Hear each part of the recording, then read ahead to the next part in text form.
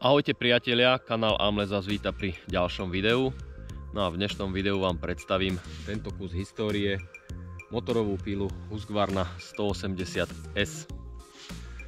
Model 180 sa začal vyrábať v roku 1969, no a v roku 1971 prišiel na trh model so značením 180S. Táto pila nie je moja a poslal mi ju priateľ Peter na prezentáciu do videa a aby som si vyskúšal s touto pílou pracovať. Peter má vytvorený kanál na YouTube a volá sa Chlapec z dediny. Môžete nájsť na tomto kanáli aj túto pilu. Sú tam videá ako z opravy, tak aj nejaká ukážka rezov. No a nájdete ho takisto na Instagrame a na TikToku pod menom Chlapec z dediny. Táto Husqvarna prešla kompletnou generálnou opravou a samozrejme rukami Petra. Oprava motorových píl sa nevenuje profesionálne, ale robí to len ako hobby. Chlapca z dediny veľmi baví opravovať takéto staré píly, ale samozrejme aj novšie generácie. Takže by ste mali možno nejaké otázky alebo možno nejakú pílu na opravu, staršiu alebo novšiu, kľudne sa na Petra obráťte. Môžete mu napísať buď na Instagram, na TikTok alebo pod nejaké video do komentára na YouTube. Teraz vám poviem technické špecifikácie Husqvarny 180S. Maximálny výkon motora 4,5 koňa s obsahom 77 kubických centimetrov. Obsah benzínovej nádrže 700 ml. Celková váha píly bez lišty, reťaze a náplní je 7,5 kg. Na píle je použité ešte staršie zapaľovanie s prerušovačom a motor dosahuje maximálne 7200 otáčok. Zachoval sa aj pôvodný karburátor série Tillotson, vyrobený v USA s rokom výroby 1965. Model 180S má antivibračný systém s gumovými silenblokmi. Odporúčaná dĺžka vodiacej lišty od 33 do 61 cm. Husqvarna 180S bola vyrábaná bez brzdy reťaze. Na túto krásavicu sa už originálne náhradné diely nedajú dostať. Takže čo sa dalo zachrániť, sa zachránilo. Peter si zohnal originál valec, no ale piesť sa zohnať samozrejme nedá, takže je v tom len náhrada. No a sú tu urobené aj také detaily ako napríklad tento sytič, ktorý nie je originál, ale Peter si poradil. V roku 1969 Husqvarna vyrobila aj takýto vypínač, ktorý sa vždy vráti do pôvodného stavu a pri vypnutí sa stačí iba gombíka dotknúť, čo nemajú ani v dnešnej dobe niektoré moderné píly. Husqvarna 180 je tretí vyrábaný model. Prvý model značky Husqvarna bol uvedený na trh v roku 1959 a bola to Husqvarna 90. Druhý vyrábaný model značky Husqvarna bol uvedený na trh v roku 1966 s názvom Husqvarna 65.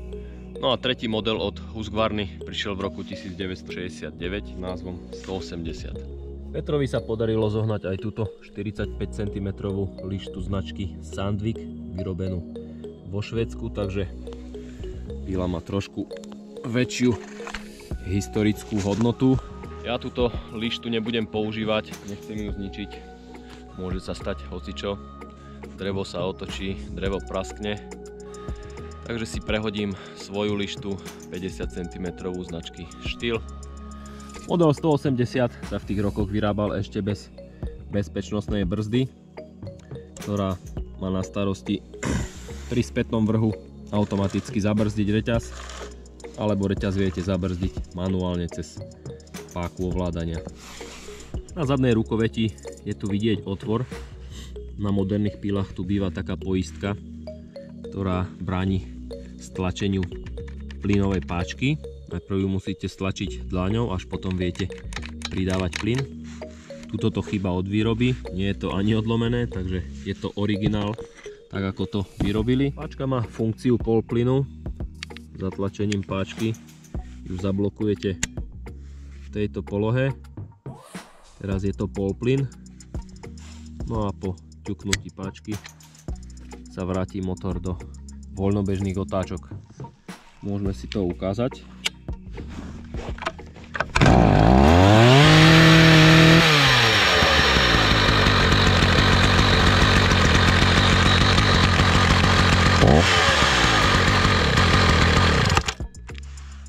si teraz idem prehodiť lištu štýl.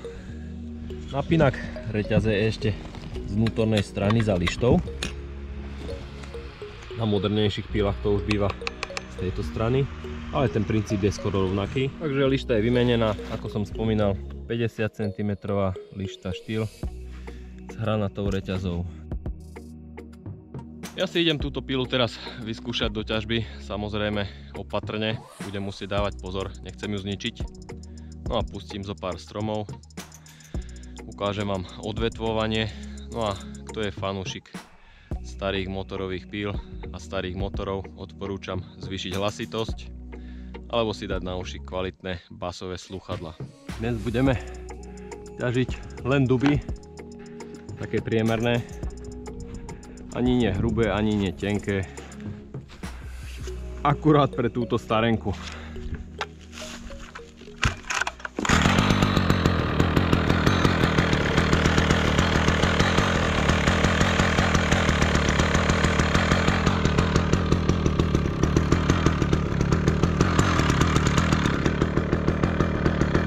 No, kde ťa dáme?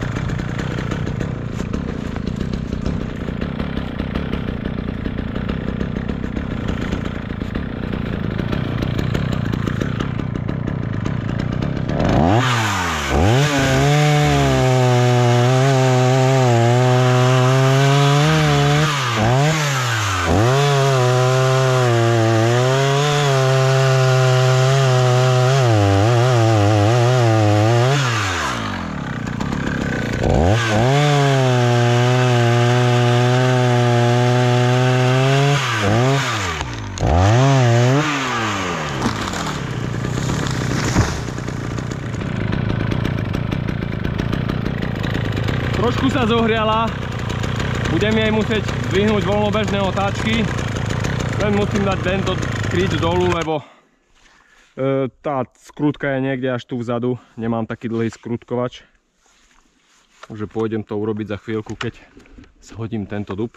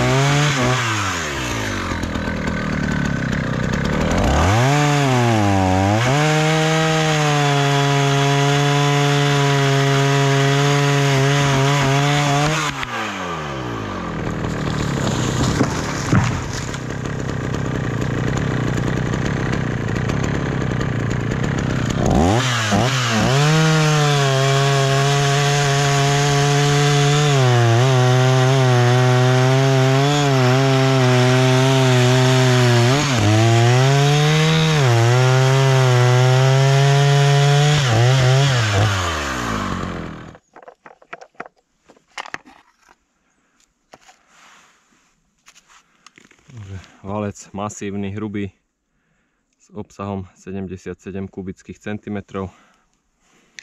No a tá skrutka v voľnom behu sa nachádza až tu vzadu. Ide cez taký lievik. A je dosť možné, že sa tá skrutka povolí aj sama od tých vibrácií, lebo tá pružinka nemá veľmi silný prítlak.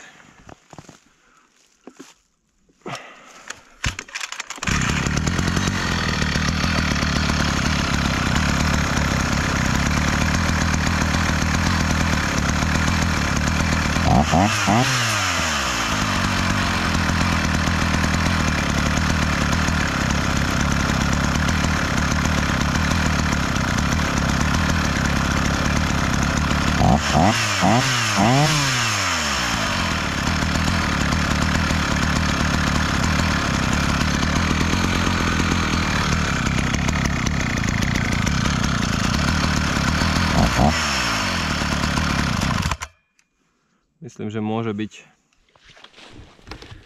No a pokračujeme ďalej. Toto je suchár, ktorý značku nemá.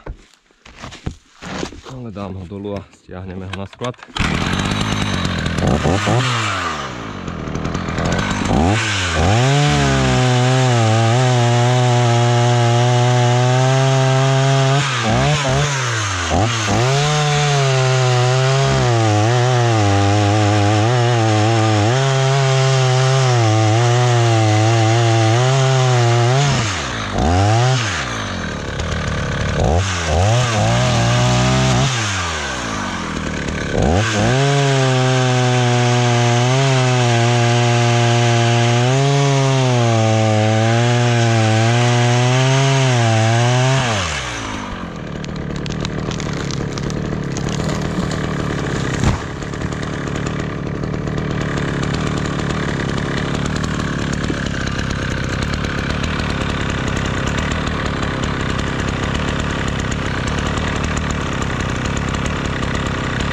Teraz to úplne stačí.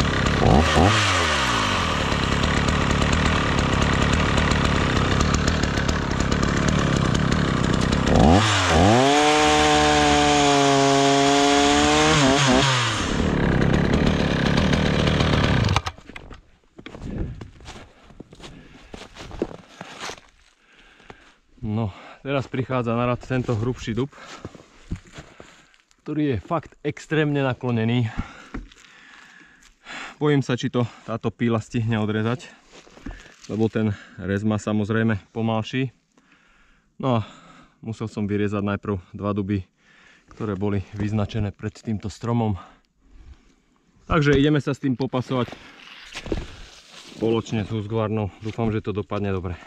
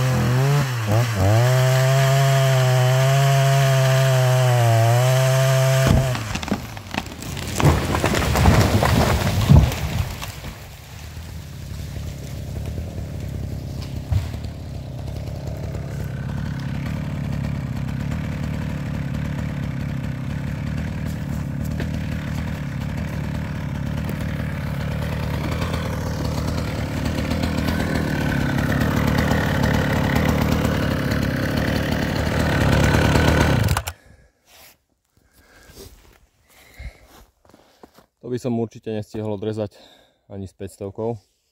Bolo to strašne naklonené.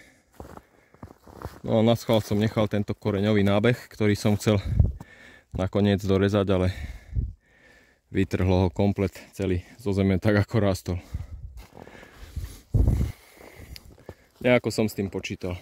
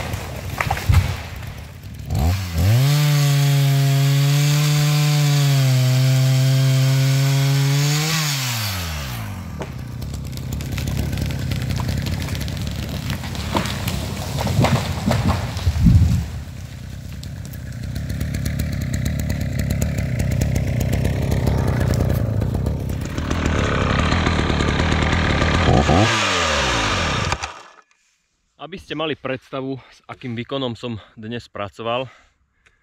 Ako som spomínal, tu je výkon 3,4 kW, objem valca 77 kubických centimetrov. No a píla, ktorú používam najčastejšie, štýl 462, má výkon 4,4 kW a objem valca 72 kubických centimetrov. Takže len také malé porovnanie a ukážka.